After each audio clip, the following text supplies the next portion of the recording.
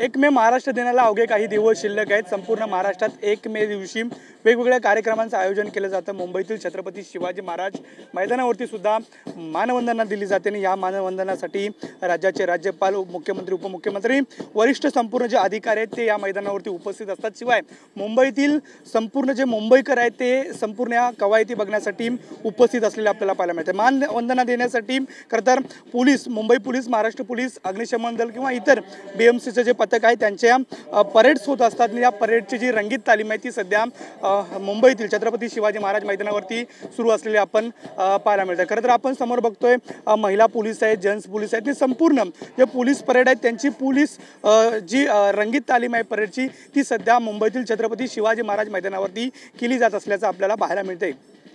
पुढे मोहन डुबेसह नंदकिशोर गावडे, TV9 मराठी, मुंबई।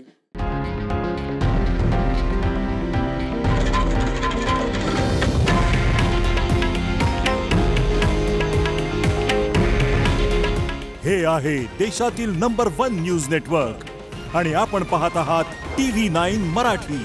काळजी तुमची, हित महाराष्ट्राचं।